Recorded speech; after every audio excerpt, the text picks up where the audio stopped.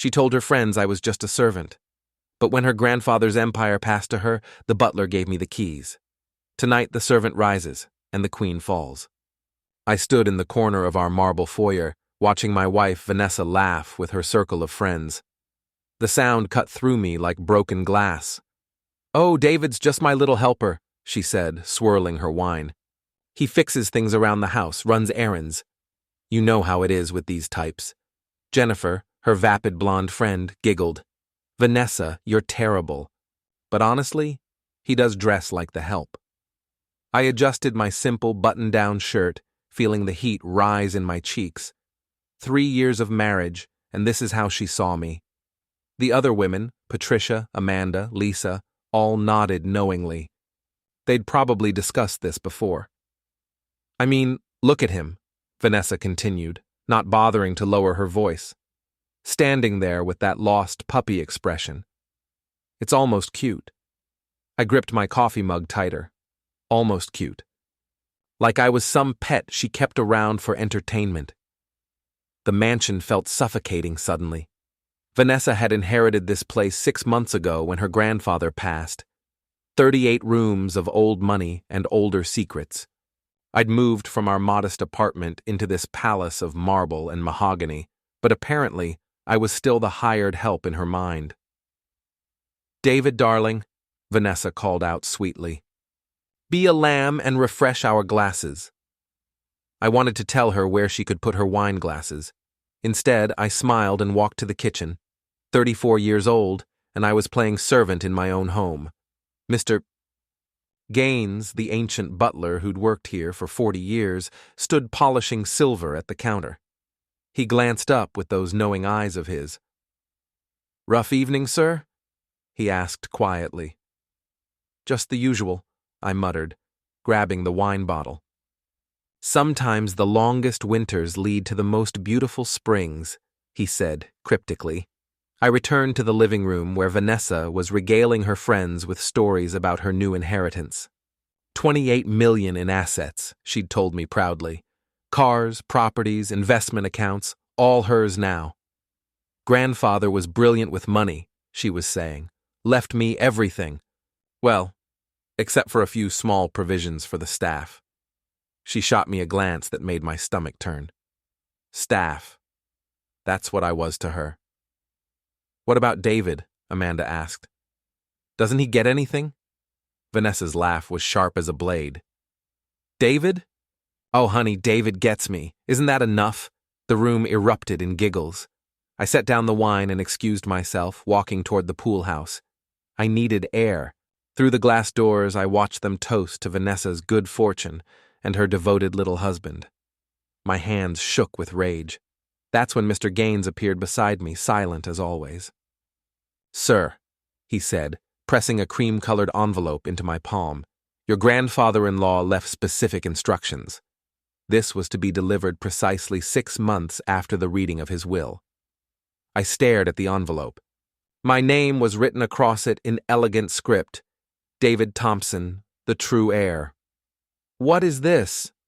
But when I looked up, Mr. Gaines had vanished like smoke. I locked myself in the guest bathroom and tore open the envelope with trembling fingers. Inside were legal documents and a handwritten note. "David, if you're reading this, my granddaughter has shown her true colors. I watched you for 3 years, son. Watched how you treated my staff, how you fixed things without being asked, how you never once asked me for money or favors. You have character. Vanessa has greed. The trust documents Vanessa received were preliminary.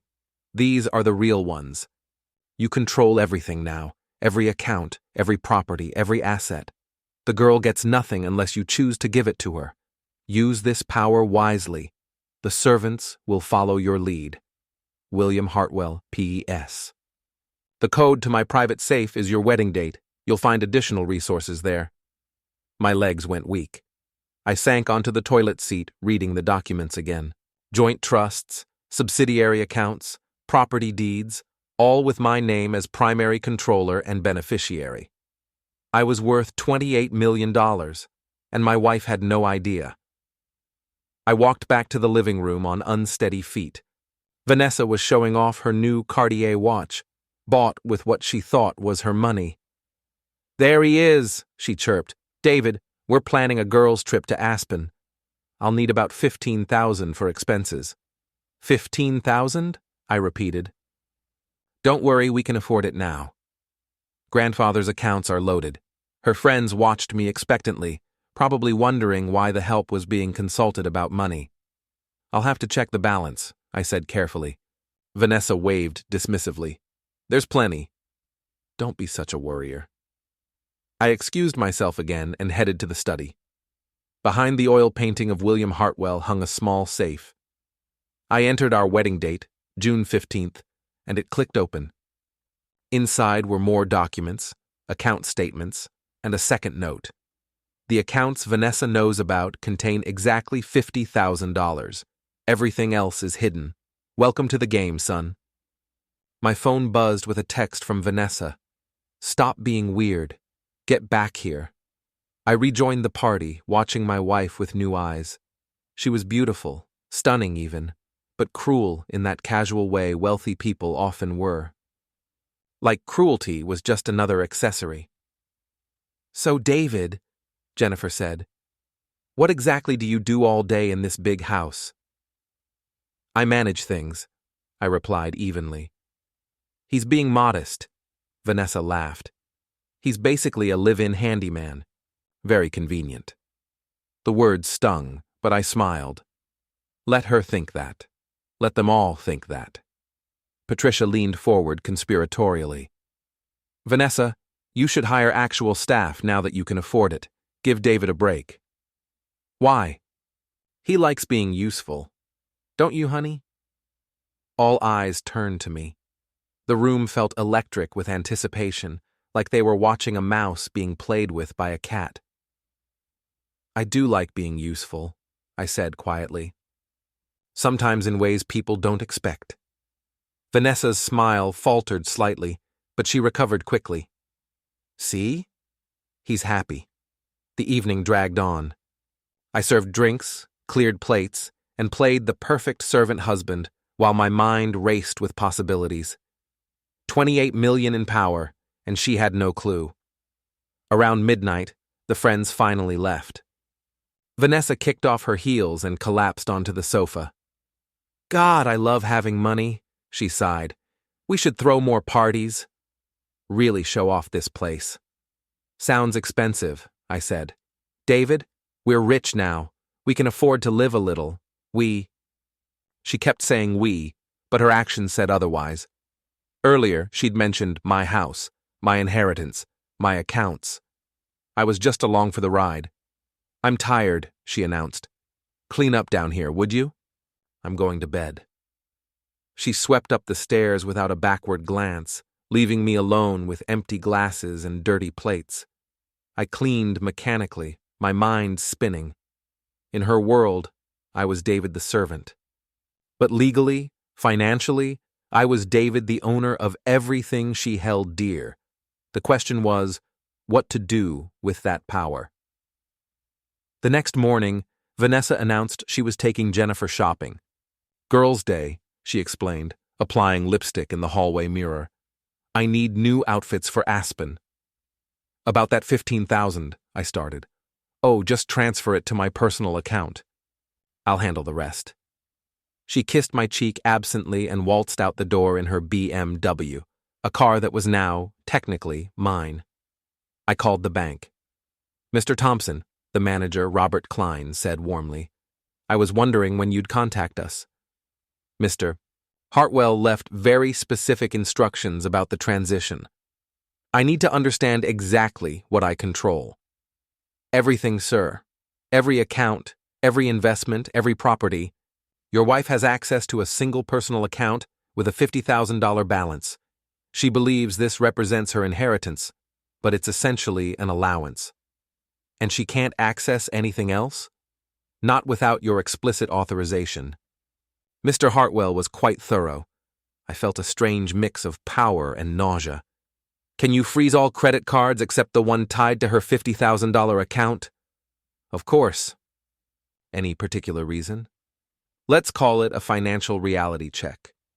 2 hours later, my phone exploded with texts from Vanessa. My card was declined at Bergdorf's. This is humiliating.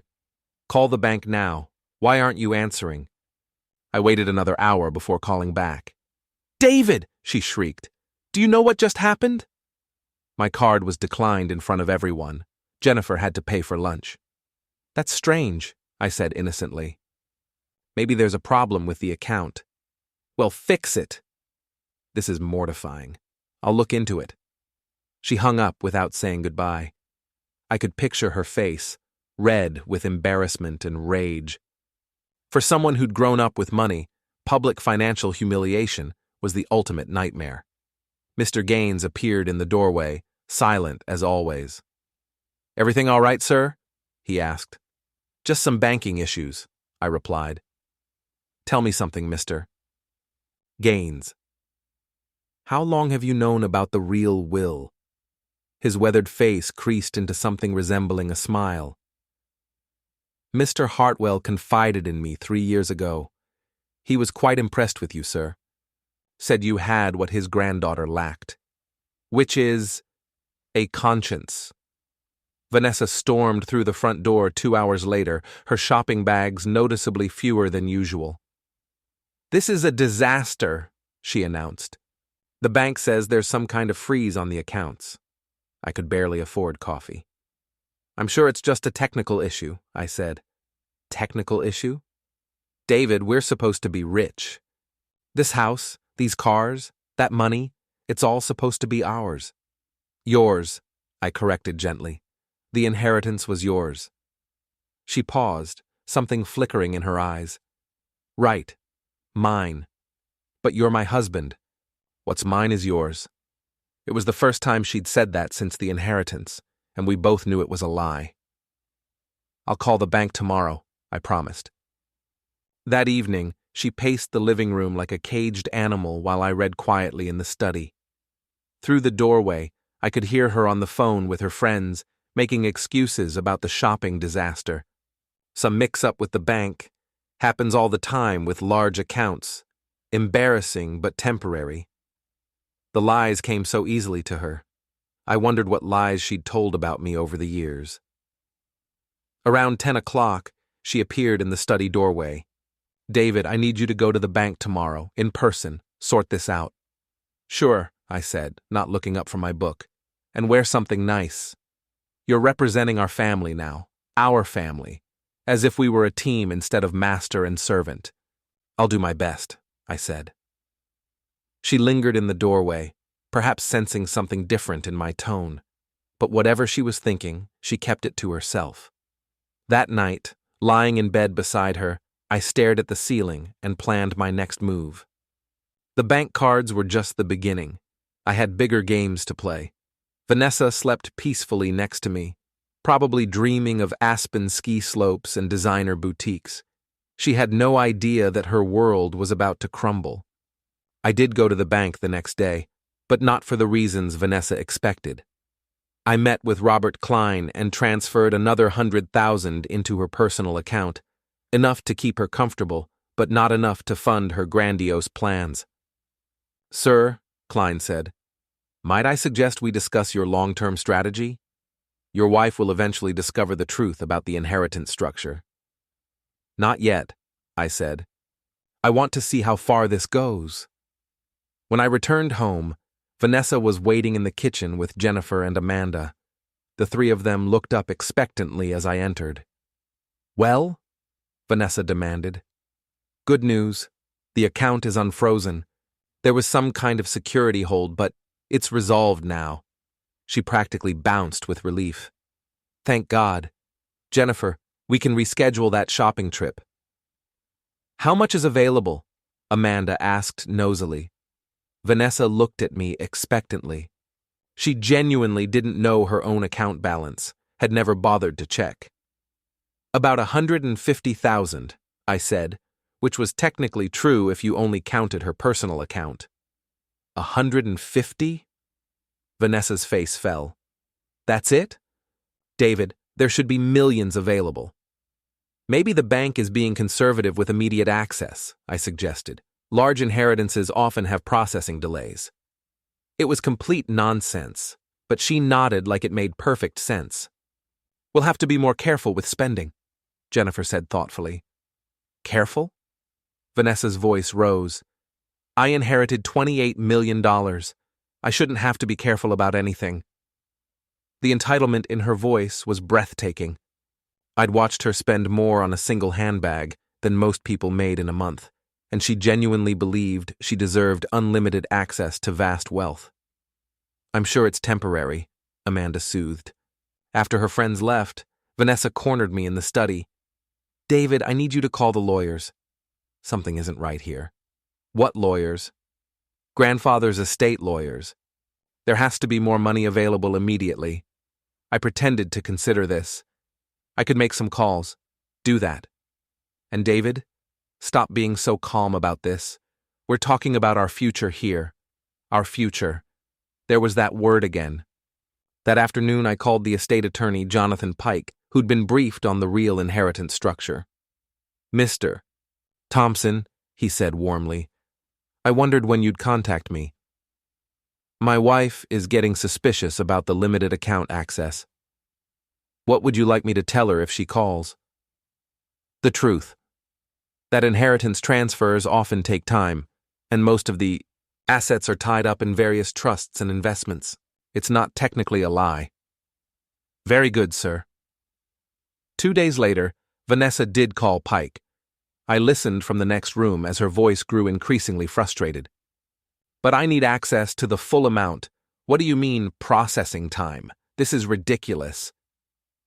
She hung up and stormed into the kitchen where I was making coffee. The lawyers are useless, she announced. They're saying it could take months to access the full inheritance. Something about trust structures and investment transfers. That sounds reasonable for a large estate, I said. Reasonable? David, we're living like middle-class people in a mansion. This is not what I signed up for. What she'd signed up for. As if our marriage was a business contract where she'd expected a certain return on investment. Maybe we should budget more carefully, I suggested. She stared at me like I'd spoken in a foreign language. Budget? David, I don't budget. I buy what I want, when I want it. That's what having money means. But if the money isn't immediately available, then we make it available, she snapped. You're supposed to be helping me figure this out, not making excuses. I nodded meekly, but inside, I was calculating. How long before she realized something was fundamentally wrong? How long before desperation made her show her true colors completely? I didn't have to wait long. That evening, she was on the phone with someone I didn't recognize, a man whose voice carried the smooth confidence of someone used to getting what he wanted. Ethan, I know it's short notice, but I need your help.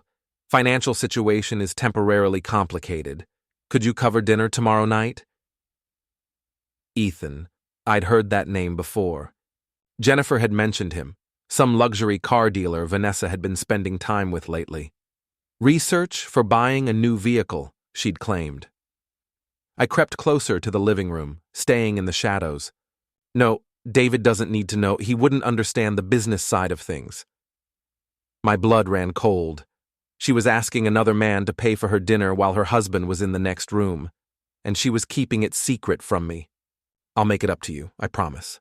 Once this inheritance mess gets sorted out, I'll be able to afford anything we want. Anything we want. Not anything she wanted. We, as in her and Ethan.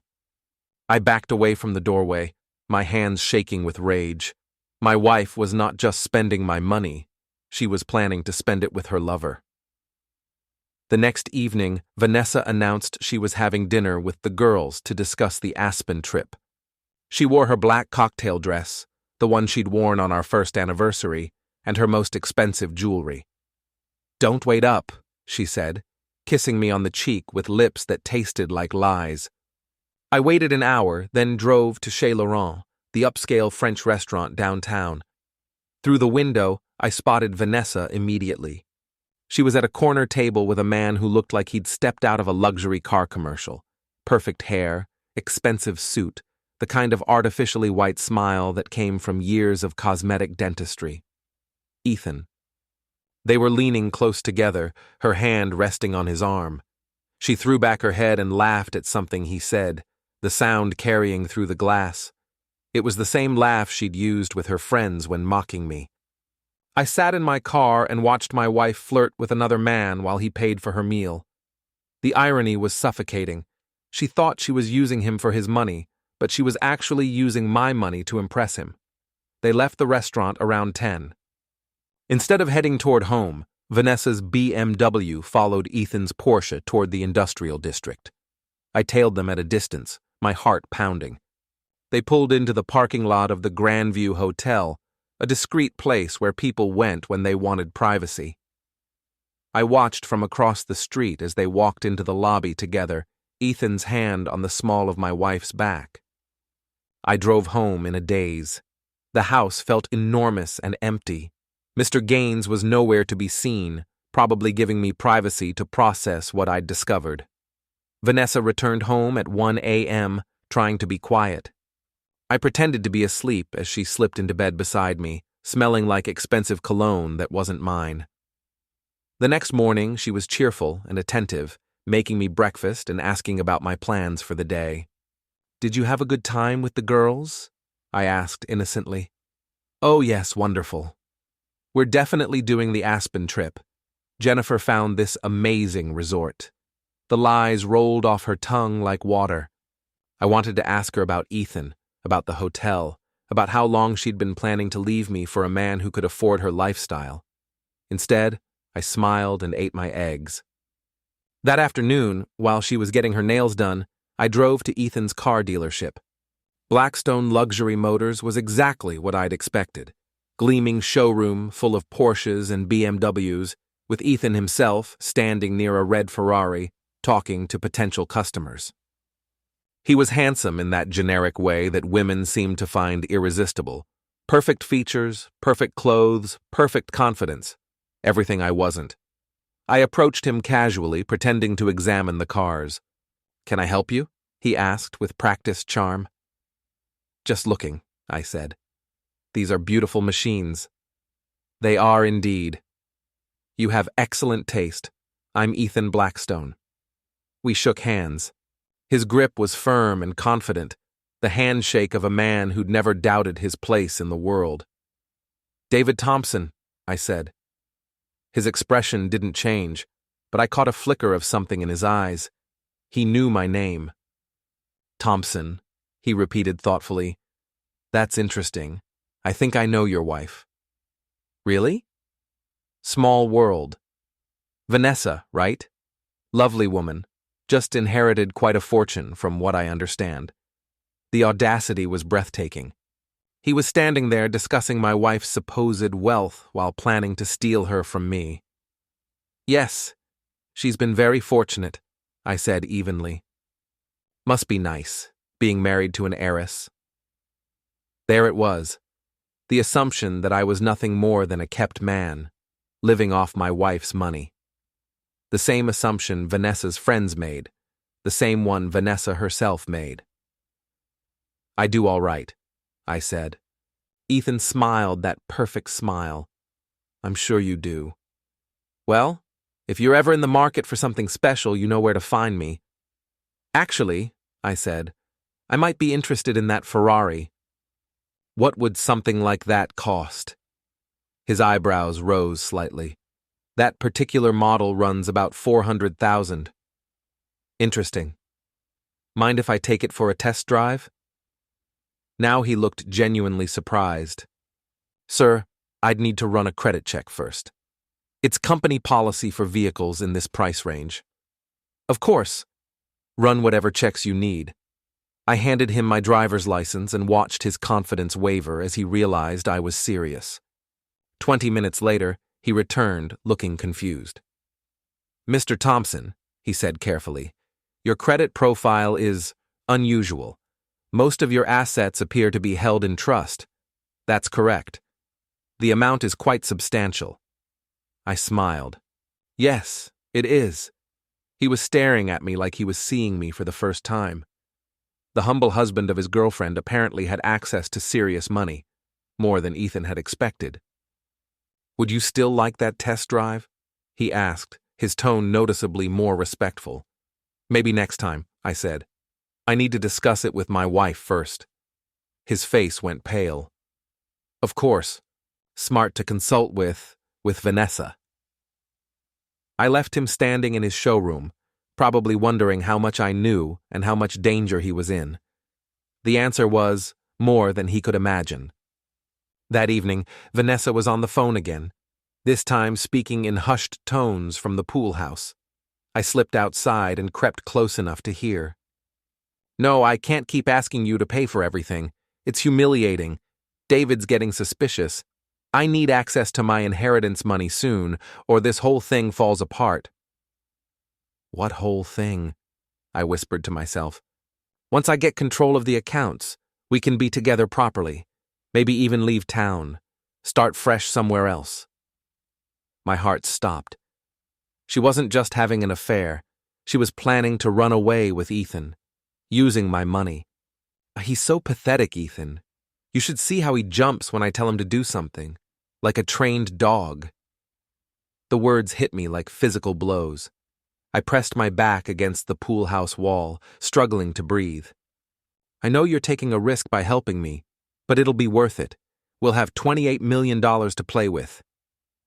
I'd heard enough. I walked back to the house on unsteady legs, rage and humiliation warring in my chest. She thought I was pathetic. She thought I was a trained dog. And she was planning to steal my inheritance to fund her new life with another man. The next morning, I called Robert Klein at the bank. I need you to do something for me, I said. I want all of my wife's credit cards canceled except for one with a $500 limit. 500? Sir, that's quite restrictive. She'll need to learn to budget. Very good. Anything else? Freeze the personal account too. If she wants money, she'll have to ask me directly. 2 hours later, my phone rang. Vanessa was screaming before I even said hello. David! Every single card has been declined. I'm standing in the middle of the grocery store like some kind of deadbeat. That's terrible, I said sympathetically. Did you call the bank? Of course I called the bank. They said all our accounts are frozen pending some kind of review. What review? What's going on? I have no idea. I'll call them right away. You better! This is completely unacceptable. She hung up and I smiled for the first time in days. An hour later, I called her back. Bad news, I said. The bank says there's been some kind of error in the estate processing. All the accounts are locked until they can verify the inheritance documents. How long will that take? Could be weeks. The silence on the other end was deafening. Weeks? She finally whispered. I'm afraid so. But don't worry. I managed to get them to activate one card with a small limit. Just enough for essentials. How small? $500. I thought she might faint. 500? David, my hair appointment alone costs $300. Maybe we should cancel the hair appointment. Cancel? She sounded like I'd suggested she stop breathing. That evening, she was on the phone with Ethan again, but this time her voice was panicked. I don't know what happened. All the money is tied up. Could be months before I can access anything. I couldn't hear his response, but I could guess. Rich men like Ethan didn't waste time on women who couldn't contribute to their lifestyle. Please, don't say that. I thought you cared about me, not just the money. Apparently, I was wrong about that. Vanessa came into the living room an hour later, her eyes red from crying. The lawyers think it might take 6 months to sort out the estate issues, she said quietly. It was the first time she'd spoken to me without demands or condescension since the inheritance began. Desperation was making her human again. 6 months? I repeated. Maybe longer. Something about irregularities in grandfather's will. They need to verify every account, every investment.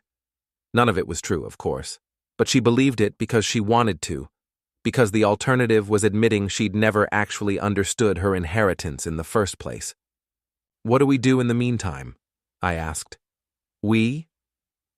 She looked at me with something resembling hope. "You mean you'll help me figure this out?" "Of course. We're married. We're a team." She actually teared up at that. "I know I've been difficult lately. The money made me crazy, I think. Made me forget what's really important. What's really important. I wondered if that included Ethan, or if he'd already moved on to his next wealthy girlfriend." "We'll get through this," I said, taking her hand. "Together."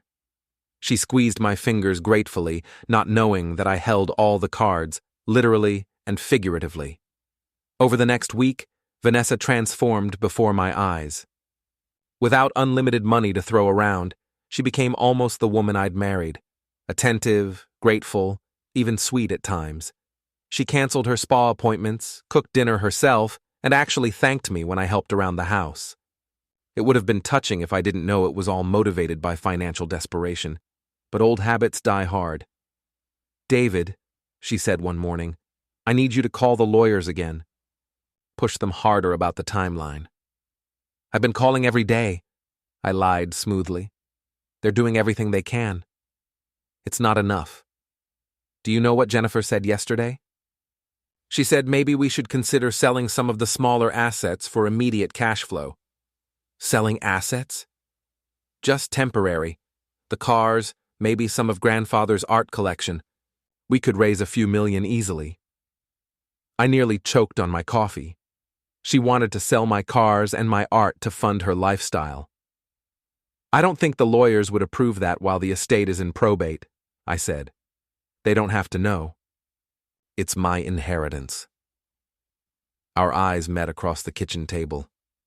For a moment, I saw the real Vanessa, the one who'd mock me to her friends and plan to run away with her lover. The desperation had made her nicer, but it hadn't made her better. "I'll look into it," I said. That afternoon, while she was out, I moved several pieces of art from the main house to a secure storage facility. If she was planning to sell my property, I'd make sure there was nothing left to sell. Mr. Gaines helped me load the paintings into a rented truck. "Securing the valuables, sir?" he asked. "Something like that." "Very wise. Mrs. Thompson had an appraiser here yesterday while you were out." My blood ran cold. "An appraiser?" "Yes, sir." She had him evaluate several pieces, told him she was considering a private sale. She was already making moves behind my back. The sweet, desperate wife act was just that, an act. That evening, I confronted her indirectly. "I noticed some of the paintings look different," I said. "Did someone move them?" "Oh, that. I had them cleaned. The frames were looking dusty. Another lie. They were rolling off her tongue as easily as ever." "They look good," I said. "David, I've been thinking.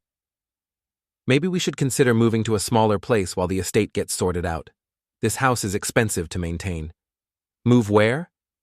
"I found a lovely apartment downtown, much more reasonable. We could sublet this place to cover the costs." She wanted to move out of the mansion and rent it to strangers. My mansion. "That's a big decision," I said carefully. "It's a practical decision. We can't live like millionaires on a $500 budget." That night, I heard her on the phone again. She'd moved her conversations to the wine cellar, probably thinking I couldn't hear her down there. I crept to the top of the cellar stairs and listened. "I know it's been difficult, but things will change soon. I'm working on liquidating some assets. Once I get some cash together, we can pick up where we left off." Ethan was still in the picture. She was trying to win him back with promises of money she didn't have.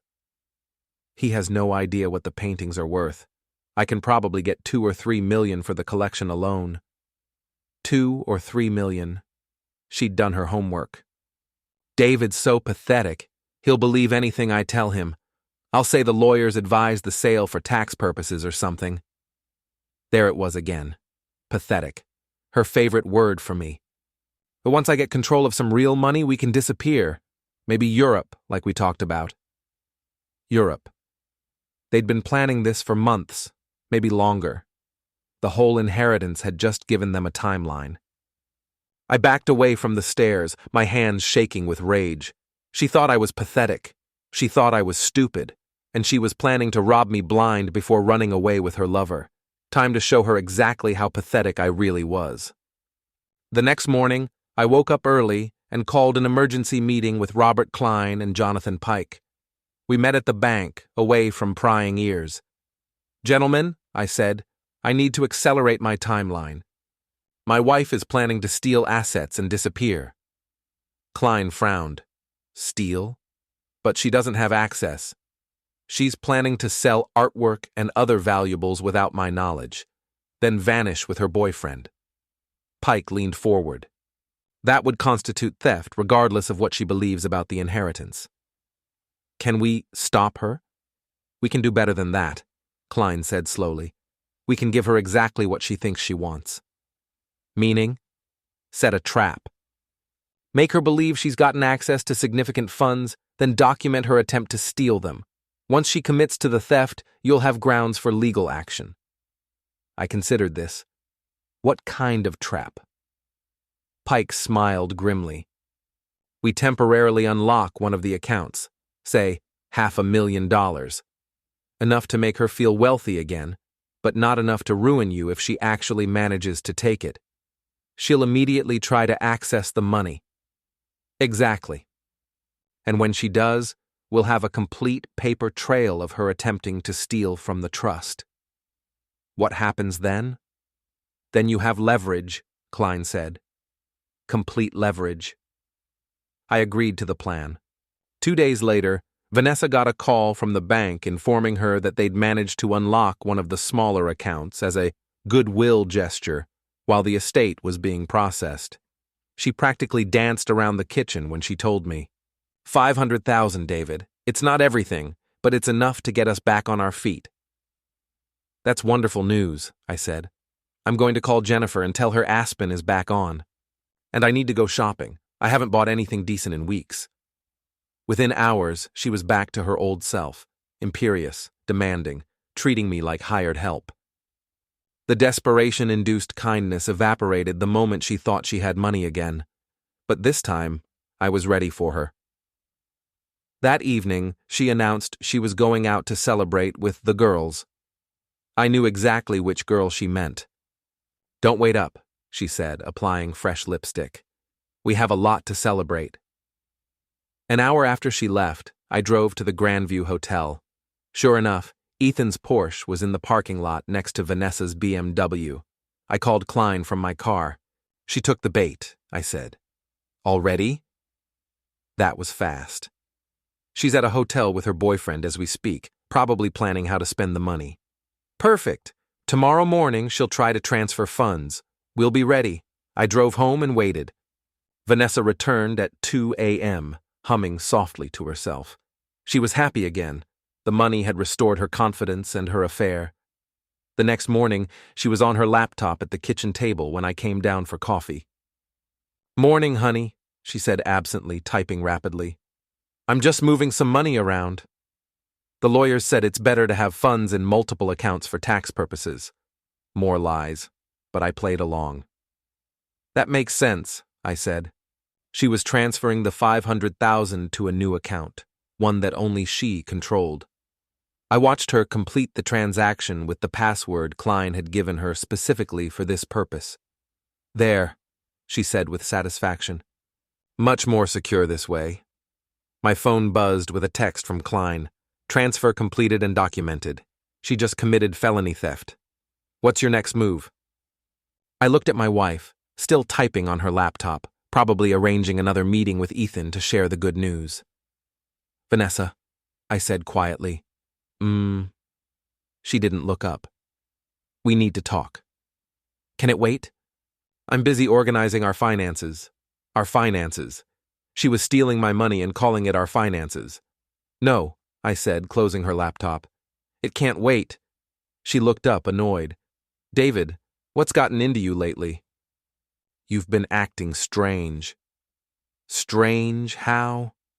"I don't know. Different. Like you think you have some kind of authority here. Authority.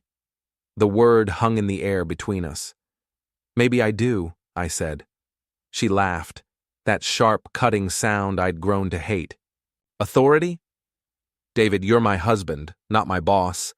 This is my house, my money, my inheritance. Is it? Something in my tone made her pause. What do you mean? I walked to the study and returned with the real inheritance documents. I spread them across the kitchen table in front of her.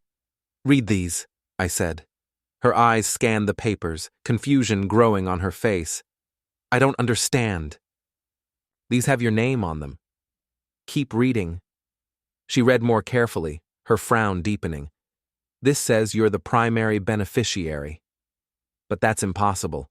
Grandfather left everything to me. No, I said quietly. He didn't. The color drained from her face. David, this is some kind of mistake. These documents are wrong. They're not wrong, Vanessa. You never inherited anything. You were given access to a small allowance account.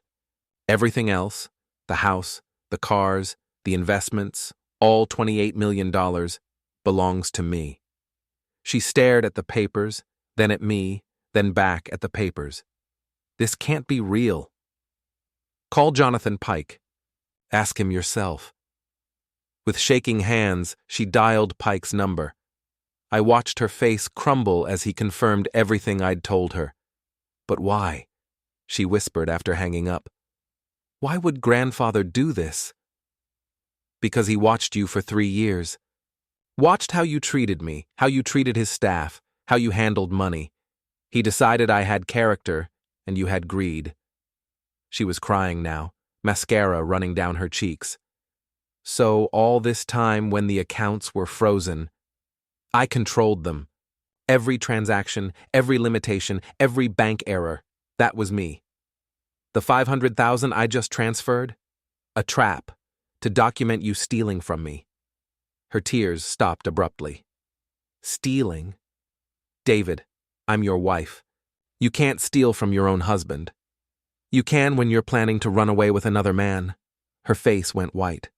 What are you talking about? Ethan Blackstone, the car dealer. Your lover. I don't know what you... I've seen you together, Vanessa. The restaurants, the hotels. I've heard your phone calls. You've been planning to take my money and disappear with him to Europe. She opened and closed her mouth like a fish out of water. David, you don't understand. I understand perfectly. You think I'm pathetic, a trained dog, a servant. You've been laughing about me with your friends and your boyfriend while spending my money and living in my house. Your house? She looked around wildly. This is my grandfather's house. No, it's mine now. Everything is mine. And I want you out. Out? She stood up shakily. David, you can't be serious. We're married. We can work this out. Like you were working it out with Ethan? That's over. That was a mistake. I was confused about the money, about everything. But we can fix this. No, I said firmly. We can't. She fell back into her chair, staring at me like she was seeing me for the first time. Who are you? I'm the man you married. The man you've been treating like hired help for 3 years. The man you thought was too pathetic to fight back. David, please, pack your things, Vanessa. You have until tomorrow. She jumped up, anger replacing desperation. You can't throw me out. I have rights. I'll call my lawyer. Call him. But this house is mine. The money is mine. And your access to both ends now. We'll see about that, she snarled, grabbing her phone. I let her call her lawyer. I let her call Pike. I let her call anyone she wanted. They all told her the same thing. Legally, she had no claim to any of it. By evening, she was bargaining. I'll give back the $500,000, she said desperately. I'll end things with Ethan. We can start over. It's too late for that. David, I love you. I know I lost my way, but I love you. No, you don't. You love money. You love the idea of being rich. You never loved me. She was crying again, but this time it felt manipulative rather than genuine. That's not true. Yes, I made mistakes, but every marriage has problems. Every marriage doesn't include theft and adultery. I didn't steal anything, and Ethan was just what? Just the man you were planning to run away with using my money? She had no answer for that. The next morning, Vanessa had transformed again. Gone was the desperate woman from the night before. I've been thinking, she said over coffee. I still know people, David. Important people. When word gets out about this inheritance switch, they'll never believe you deserve it. I don't care what they think. You should. I can tell everyone how you manipulated a dying old man. Truth is relative when you have the right connections. She was threatening me. After everything, the lies, the theft, the affair. What do you want? I asked. Half. Give me $14 million and I'll disappear from your life forever. And if I refuse, then I make your life a nightmare. I'll contest the will, claim elder abuse, tie everything up in court for years. I walked to the study and returned with another envelope. Your grandfather predicted this exact conversation, I said, opening it. He left me a second letter. Her face went pale as I read, David, if you're reading this, Vanessa is probably threatening you. Here's what you need to know. I've documented everything. Every cruel comment, every indication she married you for security rather than love. Audio files, video footage, written observations. That's impossible, she whispered. The evidence is in my private safe, along with a psychological evaluation by Dr. Morrison, the psychiatrist she thought was just a family friend. I led her to the study and opened the safe. Inside were dozens of recordings and a thick folder labeled Vanessa Hartwell Thompson, Psychological Assessment. I played one audio file. Her voice filled the room. Honestly, grandfather, it's embarrassing having a husband who works with his hands like some kind of laborer. I didn't mean those things, she said desperately. There are 47 more files, I said. Here's what's going to happen. You're going to pack your things and leave. Today. Where am I supposed to go? That's not my problem anymore. She looked around the study like she was seeing it for the last time. This isn't over, she said quietly. Yes, it is. Do you really want those recordings to become public? That psychological evaluation in court records? She stared at me, finally understanding she'd lost completely. I underestimated you, she said. Everyone did. That was your mistake. Vanessa left that afternoon with 2 suitcases. I watched from the study window as she drove away in her BMW. Technically, my BMW. Mr. Gaines appeared beside me. Will you be pressing charges, sir? No. Let her keep the $500,000. If she has money to start over, she's less likely to cause trouble. The next day, I drove to Ethan's dealership. He looked nervous when he saw me. I'm here about that Ferrari we discussed, I said. I thought you needed to discuss it with your wife first. My wife and I are divorced. I make my own decisions now. 2 hours later, I drove off the lot in a red Ferrari, leaving Ethan staring after me in bewilderment. Over the following weeks, I settled into my new life. I hired proper staff, made smart investments, even started dating, carefully with background checks and prenuptial agreements. Vanessa tried calling, but I never answered. I heard she'd moved to Florida, working as a real estate agent and dating disappointing men who couldn't afford her expectations. One evening, Mr. Gaines made an observation. You've changed, sir. You're more confident. More like the man your grandfather-in-law saw in you. Maybe I needed to stop letting others define my worth. He was right. For years, I'd accepted Vanessa's assessment, that I was ordinary, forgettable, lucky to have married above my station. But William Hartwell had seen something different. Did you know about the recordings the whole time? I asked. He smiled mysteriously. I helped set up the equipment. Mr. Hartwell was quite thorough. What did the psychological evaluation say? Narcissistic personality disorder with sociopathic tendencies. She was incapable of genuine love. She saw people as objects to be used. That night, I sat in my study and reflected on everything. A year ago, I'd been a servant in my own marriage. Now I was free, wealthy, and surrounded by people who respected me. The servant had risen, and the queen had fallen. But more importantly, I'd learned something valuable. Sometimes the greatest revenge is simply refusing to accept the role others assign you. I raised a glass of William Hartwell's finest whiskey in a silent toast to the old man's wisdom and my own hard-won freedom. Outside, thunder rumbled across the estate, but inside the mansion, all was peaceful. The storm had passed, and I was still standing.